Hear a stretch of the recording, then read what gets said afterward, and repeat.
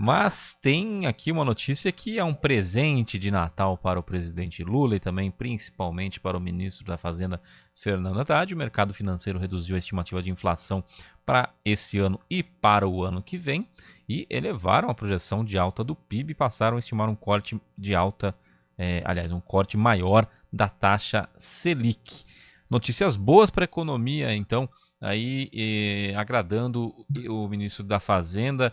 Primeiramente, o que você acha dessas informações e depois o que você achou desse primeiro ano do Haddad na Fazenda, né? Que muita gente tinha um pé atrás, mas no fim das contas ele parece ter tido um ano até bom, né?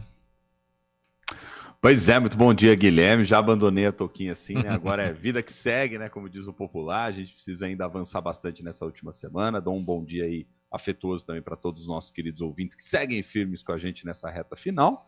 Na verdade é assim, né? Quem tá rindo mais até do que o Haddad e o Lula, por incrível que pareça, Guilherme, sabe quem é? Quem? É o Geraldo Alckmin. Para quem tá acompanhando as redes sociais do vice do Alckmin, tá muito divertido, para falar a verdade. O pessoal tem acertado na comunicação, né?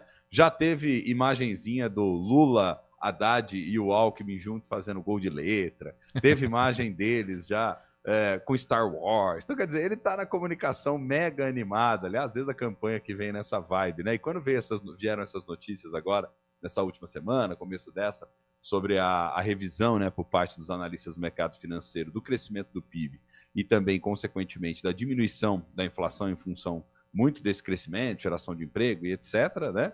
O Alckmin saiu aí a alegria toda. Mas o fato concreto, e respondendo diretamente a sua pergunta, é que o Haddad saiu melhor do que o Lula poderia imaginar e menos do que o PT gostaria. Aí eu vou tentar explicar isso de uma forma mais geral. O PT tinha uma perspectiva muito maior de poder ampliar o gasto, né, Guilherme? Tanto é que nas negociações finais envolvendo o orçamento, muitos gostariam que tivesse sido abandonada aquela meta do déficit zero, que é uma meta que ele colocou no desenho do orçamento, manteve, brigou, convenceu o Lula a poder seguir essa meta e que acabou saindo vencedora do processo de discussão e deliberação ali do orçamento para o próximo ano. Então, por que eu digo que é muito menos do que o PT gostaria? Porque o PT gostaria de ampliar os gastos, principalmente olhando para 2024, o repasse para os municípios, inclusive Campinas e tantos outros, no âmbito do PAC, de projetos que estão no plano de aceleração do crescimento. Mas saiu melhor do que se imaginava, porque graças a Haddad, houve, de alguma forma, um processo de costura política com o parlamento que fez com que as preferências do legislativo, que são preferências muito distantes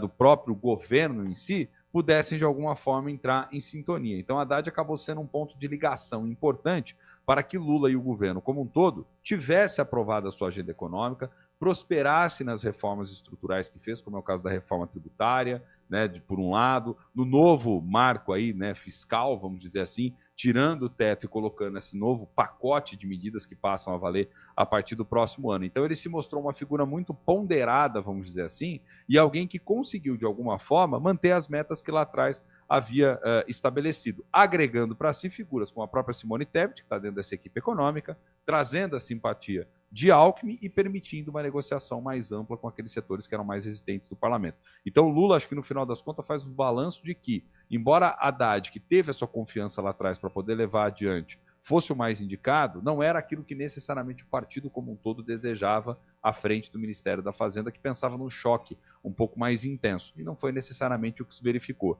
Se verificou um Haddad muito mais preocupado em manter as contas públicas, muito mais pé no chão do que muitos do partido gostariam. Inclusive Gleisi Hoffmann, né, que foi uma das que saiu em crítica aí já em diferentes momentos.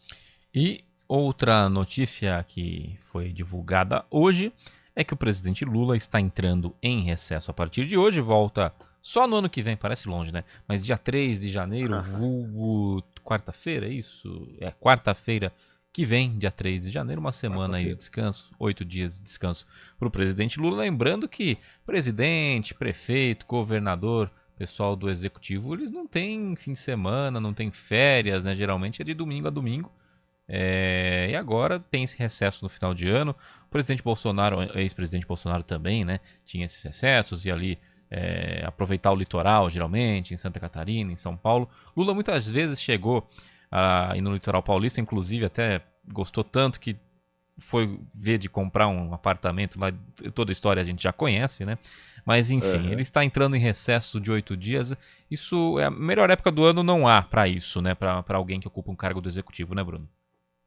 Não há, até porque agora, vamos pensar, a gente está em recesso do Congresso como um todo, os tribunais já pararam também, voltam lá para janeiro, fevereiro, as atividades já foram encaminhadas, é uma semana final, você tem ali o expediente de quem está tocando as atividades apenas de maneira bem simplória, até porque aquilo que já tinha que ser feito foi feito. E agora esse recesso final do ano sempre acontece, até tradição já, né, Guilherme, como você está chamando a atenção, até porque depois quando começa o ano, aí as atividades são mais intensas e para todas essas figuras, governador, presidente, congressistas, 2024 é um ano especial. Afinal de contas, a gente não pode esquecer do que eles só pensam naquilo, né, Guilherme? Que é o quê? As eleições, né? E tanto faz se as eleições são nacionais ou se as eleições são locais. Os interesses político-partidários estão desenhados e, claro, essas figuras são estratégicas e vão aproveitar muito da confraternização e da virada de ano para já fazer um brinde e já fechar a próxima aliança, viu, Guilherme? E a gente também pensa direto naquilo, nessas eleições, só que na parte da cobertura e do comentário, né, Bruno?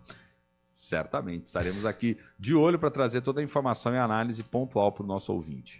Tá certo, então, Bruno Silva, obrigado pelo café de hoje. Amanhã a gente volta com a Carol aqui de volta comigo e aí a gente faz esse café a 3.